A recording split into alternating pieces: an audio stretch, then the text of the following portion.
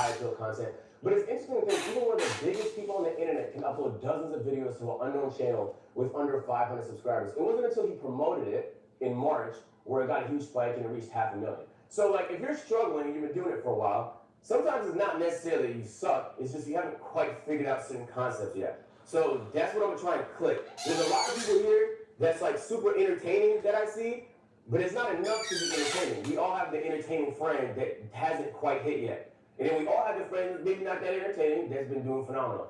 You just have to, like Mr. B is not the most entertaining person, but he knows how to put together a good video. So in the same way, we're gonna talk a lot about other platforms because one thing you realize as a streamer, you have to be on everything. If you're not on IG Reels, sometimes you gotta be on Facebook. You gotta be on literally everything because that's how you're gonna drive the people to your stream. All right, so talking a little about that today. We're gonna start off in the 0 to 250,000 followers. If you have 0 to 250,000 followers on the platform you stream on, could you raise your hands? 0 to 250,000 followers. Under 250. On the main platform you stream on. Yeah. You don't stream. Yeah, like you got stream on there, you got higher followers in your streaming platform. It don't matter, it's the main one. It's the main one. All right, so you probably heard it before. I'm going to really kind of like drill it in. You have to apply short form. I'm not even joking. Like if you stream significantly less and did more short form, you would see significantly more growth. In this current stage, and I'm going to give you guys some certain case examples. And I'm okay, I want to bust some myths too because some people have some misconceptions. So Queso is a really good example of someone who grew playing 2K content on TikTok. He was a 2K TikTok content creator. It doesn't feel like it because a lot can change in 2 years, but he was. And his channel blew up. He had some really big clips, and he was able to transition that audience into streaming. You might think to yourself, okay, that was like 2-3 years ago. How about something more recent? Joe Bart. Joe Bart did a lot of like rants, commentary style content on TikTok. He was able to transition that content. He's one of the biggest streamers on Twitch right now, but it didn't happen overnight. He's someone that killed it on TikTok. One thing you notice about both of them, they're not just good on TikTok, they own it. These guys are demons at TikTok. So it's not enough to exist on the platform, to dominate it is how you make that transition. And you might be thinking, okay, Joe Bart low-key blew up on TikTok 2 years ago. Maybe a more recent example. Here's an example of somebody I found a few weeks ago. This is a guy that makes racing content that's probably not going to appeal to most people. He started with 0 subscribers, 0. He actually started with 0 videos. All he did was post YouTube shorts. That's all he did. And they were really good. I'm talking, he was getting 2 million views a short, 2 million views a short, 1 million views a short. Really, like, to me, super interesting content. If you're anywhere in the niche, then this type of content that you would want to watch. His first YouTube video, I took a screenshot a couple weeks ago. It had 680,000 views in 2 weeks. It is over 1 million now. His first YouTube video, 1 million views. But it does on YouTube. So we'll talk a little about that. YouTube Shorts translates to YouTube videos really well now. You're wrong. I'm not saying that I'm right. I just say I disagree. I've been doing this for 12 years, and I've built so many different pages. And I'm not saying it doesn't work for him. I'm just saying I feel like I disagree that it works for him. We'll circle back to it at the end of the talk because I'm going to explain a few other concepts, okay? Okay, so when it comes to short form, this actually does apply just in general. You need some sort of hook, okay? I'm going to say something, and it's going to sound a little pseudo and like theoretical, but it's not. It's very, very practical. Do you guys have like an idea of what your audience wants to watch? Yeah. Okay, now we're talking. Being able to like put yourself in your audience shoes is the biggest superpower a content creator have. The same way that being able to put yourself in a customer's shoes is the best power a business can have. If you don't have an idea of what your community wants to see, you're gonna airball a lot of shots. It don't mean you can't airball some shots, you're not gonna hit everything. But having a good hook is a good premise. So like, I'm gonna show some examples of hooks that I think are really good in different ways, and then you can start to think about how you can apply that to your content. The reason why I say that is because when it comes to short form, if you don't have a good hook, you're setting yourself up for failure. You only have a certain amount of time to capture somebody's interest. So what I would like to present is next time you're scrolling short form, next time you're even watching long form YouTube videos, I want you to think about what you're thinking about while you're watching it. What about it specifically is interesting? You will start to pick up a lot of strategies from the stuff you like that you can apply into your own content.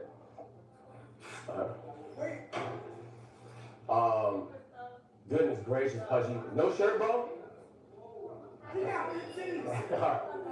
All right.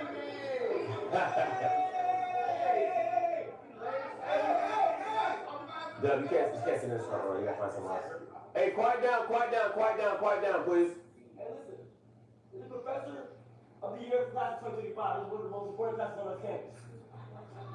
Please listen. We're not elementary school. We won't give you a lot of talk, so I'm waving nothing. Jordan. I made it. We don't have to be waving at people coming in late. They came in late. I made sure to Pay attention, please. Go ahead. Thank you, Dean Sinat. If you're really popular on the platform, like some of you guys, like Alyssa, you have a face that people have seen on TikTok a lot, you can use your face as the hook. You know what I'm saying? If you look at a lot of AMP videos, we just use our faces as the hook. So like if, for example, who here is like known for something that, Dub, what are you known for? I'm a son and food now. Okay, nice. Well, in that instance, you can use your face in certain contexts that apply to that, right? If somebody thinks you're really knowledgeable with money and you're doing a money topic, sometimes your face can be the thing that hooks people. So, you know, it doesn't have to be like a big thumbnail with a fucking red circle, you know? And then, like, you just have to, we'll explain a little bit later, but it just has to be like You stay on my dick, bitch. Like I won't slap the shit out your mama and your kids. Fuck off my law, bitch. Hopefully it works. Hoe ass nigga.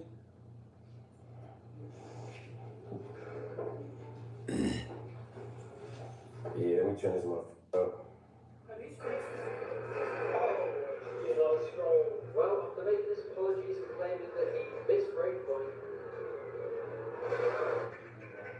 I thought we were done there. But the very next race, I found myself next to him again. This time I'm driving a McLaren in a tight battle of my own, getting squeezed onto a curb before making a move around the outside of another. Unfortunately, I get a poor exit after he taps me on the rear, putting me into the snapping jaws of the cars behind. Suddenly I find myself defended from 4 different drivers and start weaving to avoid giving a tow. Okay, so that's an example of that's a very activating show. I can sit down and explain to you guys all the reasons why, the angles, the voiceover, where he threw it to, where he got it back. But then you could compare that, let's short that got like 1 million views, to this short, which is the same concept. It's somebody that crashed into him.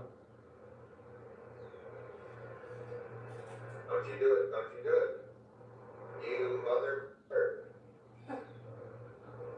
Mother. And they did. So it's the same concept. He did the same thing. They both had the same experience. Somebody hit him. He played a racing game, somebody hit him. One guy went through the effort of getting all these cinematic shots, making sure you had no expectation get lost. Now I'm catching what your mama give out, bitch. Fuck around with you. Catching what your mama give out, bitch. But a lot of the skills you hire for are actually things you should Like know. the law, pussy. Why you on here on my dick? Like the law, pussy ass boy. But then two on top of that, if they're not available, My fucking son, nigga. You should know how to edit it. You should know how to edit it. Hey, Paul, get off my dick too. You my fucking son. Like, love, and subscribe, dumbass niggas. Fuck around with you. Go take care of your nappy head ass, stinking ass kids, bitch. And you always have to be trying stuff. Who 180 pounds? You dumb fuck. In the building, they miss sometimes. You can do some stuff that doesn't hit all the time, but you should always be applying the principles. So I set a gaming page in my head. I know what does that mean. The gaming page is at what? 200. It's like at 30,000 subscribers right now. It's performing well views per video, but I'm not farming subs enough. What should I do in that instance? Lean into shorts. So not only am I posting YouTube shorts consistently now, but I also created a gaming Instagram so I can apply more shorts. And there's actually a pretty good conversion between Instagram Reels and content off platform. Instagram is actually maybe the most underrated thing in content right now. So let me give you a couple examples of hooks. This is an example of a hook where the caption is what makes you intrigued in the content.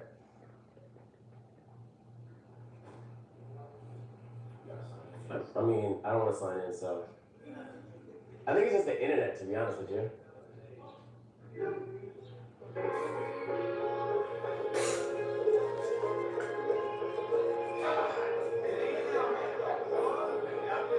Yeah, so first of all, that's prosthetics. It's not my real forehead. So,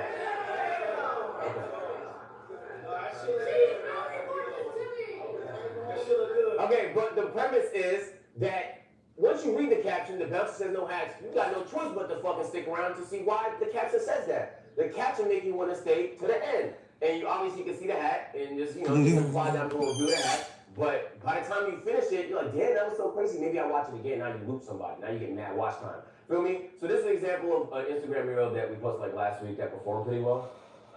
Yeah, what's that? So a lot of my videos have POV, like which way is somebody single, so you go on a solo date, and I'm going for my monthly solo date. Do you think POV is like important? If you think that's why the videos are hitting so much because POV is so relevant? It is impossible to answer without knowing your audience. It's like super audience specific. So I would have to look at your specific audience and see why something may or may not hit. Because something that hit for you might not hit for the next person. You know what I mean? So this is a thumbnail hook where the actual thumbnail, the content of the thumbnail is what makes you want to watch. So this is a clip that I dead-ass posted. I reposted later. But it was an intro I did for a 48-hour stream where I came down, rappelled from the ceiling.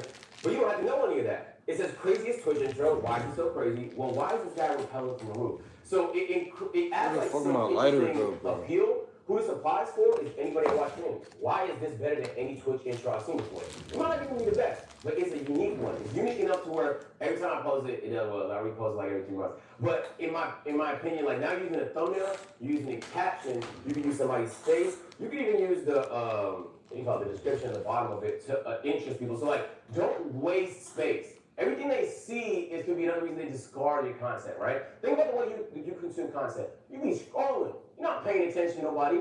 You scroll. It could be someone you follow. You might scroll past it. So it's not enough to know people. It's not even enough to make good content. You deadass have to have the whole package. You know what I'm saying? Like once they watch the video, it has to be a good video, but you also have to package it to make it look like a real video if you want people to stick around.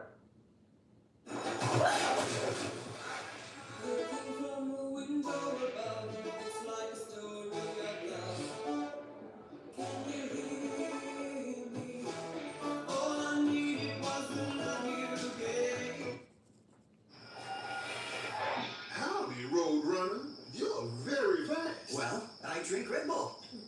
But you do realize. Yes, Red Bull gives you wings, but I'm scared of heights. What's that song about gangsters moving all sneaky like? Real cheese move in silence like lasagna. You wrote it. What? For real? Spin that. Now playing on Amazon Music. Real cheese move in silence like lasagna. Summer's here, and right now get 0% financing for 5 years on all 2026 Silverado 1500 models, with no payments for 90 days.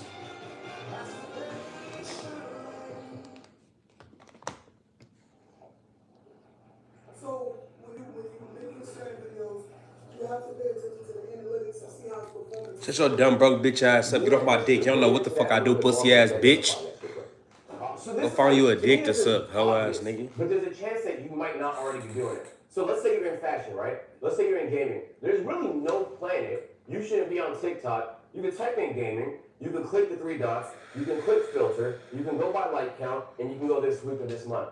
If faggot you don't ass know bitch. what's popping in your genre, in your field on TikTok in the last 2 weeks, you genuinely don't care about your job. That's what it feels like, because if this was any other context, you would pay attention. If you were an athlete, you would kind of pay attention to the stuff you put in your body. If you're a streamer, you should pay attention to the content that's performing. This is part of the job. Yeah, can we quiet down, please? So if you haven't been doing it, make it a habit. In fact, what I like to do is I like to create a separate TikTok, a separate YouTube, where the only thing I do on it is research. So the algorithm specifically feeds me interesting, unique, creative stuff because that's the only thing I consume on it. So I don't watch my usual videos on there. I specifically use it just to see what's hitting, what's working. Not just for stuff in your bubble. Genuinely, you'll have so many bangers if you start looking at other bubbles. You know what I'm saying? It's interesting though. Like there are French streamers with 40,000 live viewers that you've never heard of. There are Spanish viewers with 50,000 live viewers you've never heard of. It's not that they're not big, they're just not in your bubble. There's a lot of stuff happening. It's not happening in this bubble. You guys are in this stream university bubble. It's mad shit happening in the world. If you're not paying attention to all of it, you're missing out tremendously.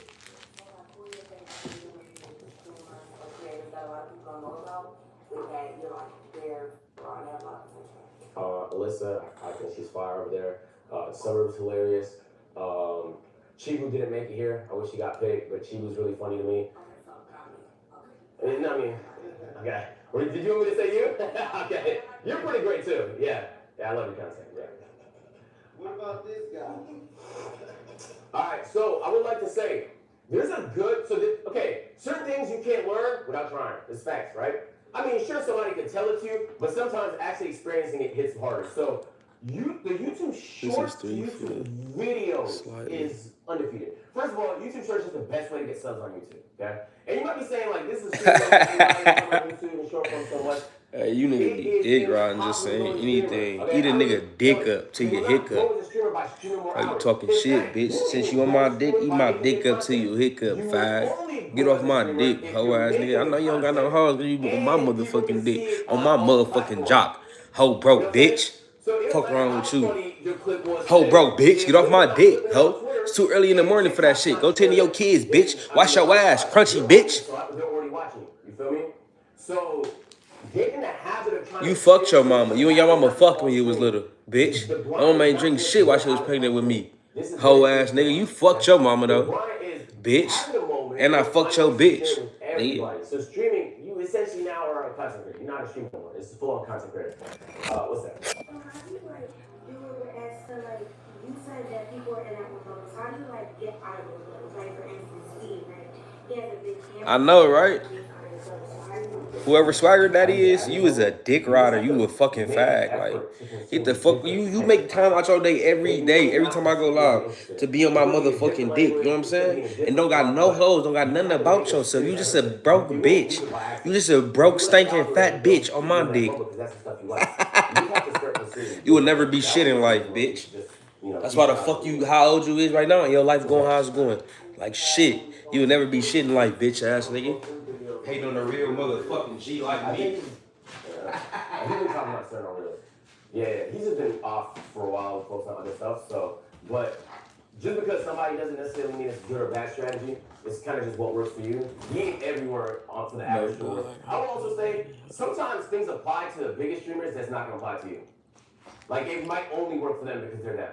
You get what I'm saying? So like, take it with a grain of salt when you see a really, really big streamer doing something. It might not always work. It's worth trying stuff though, but it might not always work. Instagram Reels is OP. Are you posting? Who's posting on Instagram Reels? Hell yeah, you don't got shit going in your life. I got shit going on. This is just a little part of my day, dumb bitch. Right? Let me tell you how remember TikTok 3 years ago? Hey Paul, you getting your dick sucking ass out of here. All you doing is LOL and all that shit. You is a broke bitch. You can't say shit yourself. That's why I'm getting your broke bitch ass out of here. You ain't got shit going on for yourself, hoe ass nigga. Something gonna happen to you, bitch. No. You can. It depends on your niche. I would say probably more work. Something gonna happen to you, bitch. And Swagger Daddy ain't get your bitch ass off here because you not no fucking threat, nigga. You not a fucking threat. You's a bitch ass nigga. That's all. You ain't no fucking threat. You ain't talking about shit. You can. You can. Like, if enough time passes and a clip hit, I already posted. Bro, you niggas is gay. Y'all get on here saying anything. Like, I don't even know you faggot ass niggas. Like, fuck is you talking about? Okay, I will say, so, all the social platforms don't like clipping culture. What the fuck is you talking about? And who the fuck is Jerry? At some point, most likely. They consider it unoriginal because it is technically not an original piece of You content. faggot ass nigga, get the fuck up off here with that shit. No, I understand that, but it's I don't go that way, bitch ass nigga. Fuck on up off here with that faggot ass shit. Fuck is you on? But while it's here, you might as well take full advantage of it. You know? This is a faggot broke bitch. Stop playing with me. You niggas be tripping.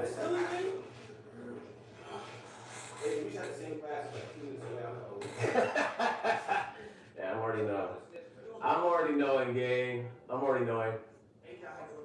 What's that? Yes, but we'll talk about that a little later. Fuck up off here. So this is like Jerry, get your fag ass up off here. I'm tired of you niggas saying that gay shit. Because it got views. Bitch ass nigga. Who here has had a clip that went viral and then nothing happened because of it? Right? This is common. No, it didn't result in anything. Like, it was a moment that it passed. You know what I'm saying? Money, like it didn't transition to no views on the socials. I want you to pay attention to this and let me know what you notice. It was a lot of fun. But I left the house for a couple hours and most of it's worn out. And you might think to yourself, like, how bad could it possibly be, agent? It can't be that fucking bad. 100,000 volts can't be that bad, right? King.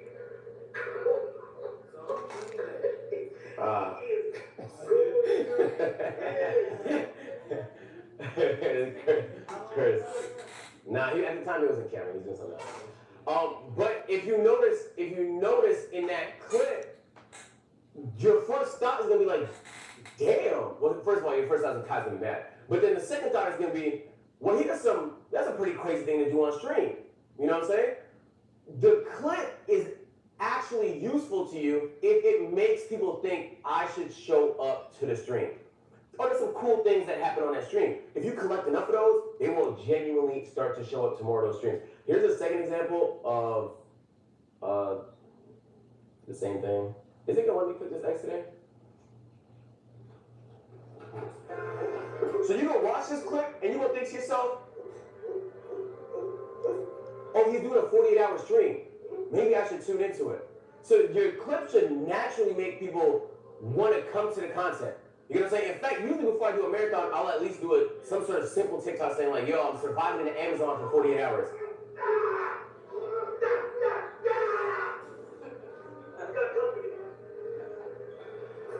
So point is the clips can get views, that's cool. But the clips should get views and make people think, damn, I should show up to this. You know what I'm saying? So if your clip got views and it makes people think he's got an asshole. You Speezzyy, what's going on? What's going on? It's good. How you feeling? Man? Welcome to the stream, man. Alright. Yeah. I feel like I've grown at least 6 clipping pages. I know how to do it crazy good. I need reviews, all these captions. Yeah. Why do you think, I feel like for me personally, and I heard a lot, why do you think when it comes to like Twitch, Yo, let's hear a question. why do you think when it comes to Twitch specifically, it's so hard to grow? Because I can get millions of views and understand the algorithm on all the platforms because I mastered that. But to actually get them over, I mastered the everything that you said, but it's hard to get over because I feel like Twitch doesn't push you out. You have to collab. So the clips to me, from me personally, it doesn't translate versus like. We could talk about that after because that's a very D's topic. But some of these concepts will help. Being able to apply short form, and then what we'll talk about a little later, these will help, okay? All right, when it comes to understanding content, this is gonna sound like the simplest thing you heard today, but on God, half the room's not doing it, okay? A lot of people have the balls to do this part right here. You hit the live button, all right? And that's actually a big first step. A lot of people think about it, they actually don't hit the live button. But then after that, a lot of people skip this part. They fill it out, but they don't actually look. They don't actually see what the chat was saying. They don't see what the numbers was doing. They don't actually analyze the content to see if it performed. But sometimes they do. And then they still don't do this part, which is make the actual adjustment. What this looks like is, do we have any gamers in here that do gaming content? Right? Let's say you play Valorant. Alright? Boom, you see the content. You analyze the content. You know your stream doesn't like Valorant. Okay? Maybe it's falling out, it's watched now, we don't know. Okay? You actually aren't making the adjustment. I've seen it so many times where it's like people are sabotaging themselves because there's something they want to do and it's technically not in line with what their chat wants to see. You stream. At the end of the day, when you stream, you either entertain or inform. So if you're an informative nigga, then you could, spew knowledge, share it, help people. But if you're entertaining, you actually genuinely have to entertain. If you're doing something niggas don't want to see, you're not entertaining. You're actually just selfishly entertaining yourself. But which is okay if you don't care about growth. But if we're here to talk about growth and you want to grow, it has to look like this and genuinely making that adjustment. So what would that adjustment look like? Like not doing Valorant. Like trying something else. You have to explore. While things are going well, you have to explore. So that if things don't go well with that anymore, you adjust. I used to be in the 2K community. I knew what it was like to rely specifically on one game. It sucked. If the game was ass, what happened? Views were down. Nobody cared. It didn't matter how much they liked me. They wasn't going to watch content for a game they didn't care about. You know what I'm saying? You learn that lesson the hard way, and then once you get the momentum back again, now you start A&P. Now you start doing different types of content. You have to learn from these situations. Honestly, it's always been our policy, but the choir's new. You have farmers. Try Tasteful's gravy from Blue Buffalo. Serve it dry with gravy baked in, or add water for a delicious gravy win. Advil liquid gels target pain caused by inflammation. They're faster, stronger, and longer lasting. Watch the Premier Lacrosse League live. The Carolina. Okay, so I kind of have that problem right now. Like I feel like I'm stuck in one game. Okay. So did you just like experiment and just do other games that were popular, or like what kind of things did you do? Did you do things that were like trending? Yeah, so if you want to do games that you think have the same audience as that one, and try and create some appeal into that game. So what game you play? So you maybe like, I mean, Overwatch would be a shitty game to go to, but essentially, I appreciate it. So essentially, you want to find a game that has a similar audience and try and create the most high appeal stuff you can lead with to make people think like, hey, it's not so bad. Would you do like multiple games at the same time? Like Explore, like what Jinxie did was a really good example. We'll talk about it in a second. Where he did Rainbow Six nonstop, right? But now he can do kind of whatever he wants. He didn't start that way. Like he experimented a little bit with certain games that had similar communities, and then he was able to now he's so varied he can play any game and it's gonna pull. So it's a little bit of strategy to it. But a lot of what's gonna work for that is being able to see what other people did. Back when I was making 2K content, there was a few people that pivoted away from 2K content. And I studied the out of that. Like, I was on their page, like, he dropped this video, then he dropped this video, and then he went over there and did that. Feel me? But that informed me. So most of the time, the stuff you're doing, people done it before. Follow the blueprint. All right, speaking about that, who here is not in a niche? You just do whatever, whatever. Okay? All right. So I will say, the people that are in a niche, you have a higher likelihood to grow faster. There's other variables that can matter, but being in a niche helps a lot because it makes your content definable. When people look at you, they want to think, what's Suburb Baby content about? If they can't put a word on what his content's about, they're going to struggle to put that content straight up. When you can identify what something is, it's easier to identify with it. Like, if I say Easy's a really nice person, I like watching streamers that give me a good vibe. Now I know that's the type of content that I like. You have to be identifiable. Being in a niche makes that a little easy. It's not necessary, but it genuinely helps. Let me give you some examples. Jinxie, we talked a little bit about him a second ago. He grew exclusively on Rainbow Six. He wouldn't touch another fun game, right? Now he can play whatever game he wants. He could have went IRL. He could have did a whole lot of shit. He wasn't into that. Dashie is another good example. I don't know how many OGs here know Dashie. He's one of my favorite content creators. Before he ever had a gaming channel, he had a voiceover skit channel. And he dominated. He had millions of subscribers. It wasn't until he dominated that field, he pivoted to something else. You'll see a lot of entertainment. 50 Cent dominated music, right? Then he's like, oh, what do I want to do next? I'm bored. Now he goes into film. He dominates film. Now you do next. Be transitioning out of the niche before you conquered it.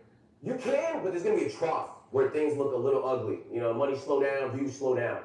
You could do that. I've seen it happen. Juan is a good example, right? Where Juan had a dip, but then he was good enough to where he was able to bring it back. And now, like, I saw him at 110,000 people at 4 a.m. yesterday. So it doesn't mean you can't pivot out of niches. Sometimes niches scare people because you think, oh, I'm a creative soul. I don't want to do one thing. I don't want to be in a box. Sometimes a box is nice. And just so you know, even when you don't think you're in a box, you just happen to be in a big box. Everybody's in a box. Duke and Speed, good examples of two NBA 2K content creators that grew to the peaks in their games before they transitioned and did other stuff. Duke doing lifestyle stuff, and Speed obviously doing the IRL streaming. Okay, this is like pretty practical. The biggest streamers are doing it, and it's not a secret. The guy that's synonymous with YouTube is streaming on Twitch. The guy that's synonymous with Twitch is now streaming on YouTube. It's not an accident. Like, they're watching what's happening and they're making adjustments. Streaming exclusively to a platform that's not paying you is just like, that's kind of like only playing on PlayStation, but you can afford an Xbox and a PC. Like, you can, but you're going to miss out on some stuff. So you might as well stream on all of it. We're on YouTube and Twitch right now. You can do that too. A lot of people do that too. Yeah. It's just like the issue with TikTok, if you say nigga one time, you're out of there. Yeah. So that's, for me, it's like, yeah. Nah, it's Friday. Yeah. Kai's niche? Early days, Kai did a lot of prank content, ding dong ditches and stuff like that. He was on campus, he was doing a lot of like daily type of style content. Then he was with us in A&P, and then he started doing like IRL content. So like everyone kind of starts a niche. Kai's a little bit of a hybrid though. I wouldn't say he was in a clear niche. Yes. I switched my niche fully. That's good. And you. I used to be in hot tubs with girls, but like slapping ass. Yo, quiet down. Everybody listen up. I always rich girls, mad bitches, slapping ass. You know what I'm saying? Like, no, he's good. He's not talking to you though. Yeah, I switched to all dude content, and I chose the bros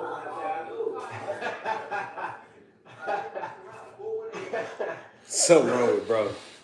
Alright. In this stage, if you have under 250,000 followers, it's gonna be tempting to stream more, to come up with stream ideas. I promise, you need more short form ideas. This is what your day should look like. You should genuinely be spending 60% of your day on short form. This is not exaggeration. This is not shock value. In fact, it might be an understatement. I would dedicate maybe 40% of your time to streaming, 60% of your time to shorts. If you don't have a shorts person, that's okay. Make them yourself. Is that clips? Yes, shorts, TikTok, IG Reels, all that, yes.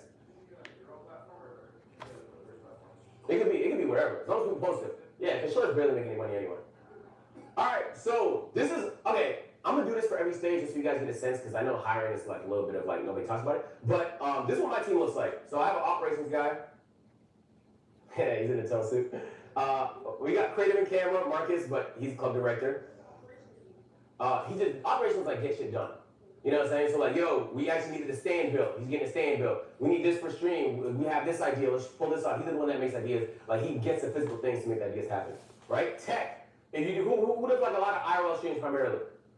All right. There's a world where you might eventually need a tech person. Like if you start going to Amazon to survive, and you know you have all these sets you want to create, and you have all these segments. There's a world where it might be helpful to have a tech person, but not at this stage. A manager, this is a person, manager or agent, they want to get you deals, they help you with stuff, you know what I'm saying, like from time to time, day-to-day things as well. Assistant, I know it sounds like assistant is like a luxury, but if you're making like over $1 million a year, I don't know how many people here, I don't want to talk about everybody, but you will hire an assistant and you will go, oh my God, I've saved myself so much time. What are you going to do with that time? Put it back into the content. But so you're making way more than you're paying an assistant, because you freed up your time. So assistants, I know it seems like an extra, but genuinely is probably one of the more functional roles, but not yet. A channel manager / editor, they can help with shorts, but primarily these are people running your YouTube channel. You don't necessarily need that yet. Shorts, this is actually the main thing I would suggest. If you do have some extra bread and you're looking to grow as a streamer, this is the main thing I would try to invest in, okay? And then accountants and lawyers, once you get to a point, people sue you for everything. So you might potentially need one, but not at this stage. So next stage. This is like a little bit of the middle ground. In this stage, YouTube is the game. If you do not start doing YouTube, I promise, once you become a bigger content creator, you'll be like, I have no YouTube presence. I'm an idiot for not starting earlier. So this is the point where every time you do a stream, you're not just thinking clips, you're thinking, hold on, what's the video, what's the thumbnail and title gonna look like? How am I gonna post it? Feel me? And this is gonna be a big part of your distribution. One thing you'll learn once you get good at YouTube, YouTube's ceiling is significantly higher than every other platform by a long shot. Like I want to talk about it, if you want to be a huge content creator and you're not on YouTube, you're not that big. It's just that simple. Even if you look at Kai before he started co-streaming, his Content Live channel is pulling millions of views per video. All of the biggest streamers have huge YouTube presences. That's not an accident. So not only does it have the highest ceiling, you stand to make the most money from long-form content. Your appeal is a lot more global. In Twitch, Kick, and even YouTube streaming culture, it's very global, right? Your audience is gonna be people that's American, maybe speak English, maybe potentially more black. But on YouTube, it's like everybody watches it, everybody. And when I meet people that I'm like, damn, I wouldn't have expected you to watch my content, they actually don't watch the streams, they usually watch the YouTube, okay? And the good thing about YouTube is there's no end. It can eat 24/7. You go sleep, wake up, the video got more views. So when you create content that's evergreen, you're not just winning while you're live. It's just winning 24/7. Yeah. So I want to give you an example. If you guys have a Ludwig class at some point, please block in. This is Notro, one of the best executors of YouTube content. I want you guys to really lock in. I mean, try and analyze the first minute of this video. Let's see if I can.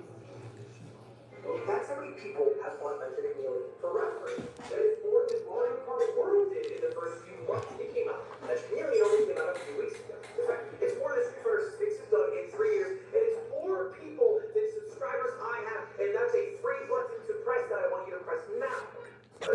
I charge my phone. I'll be back live in a minute, man.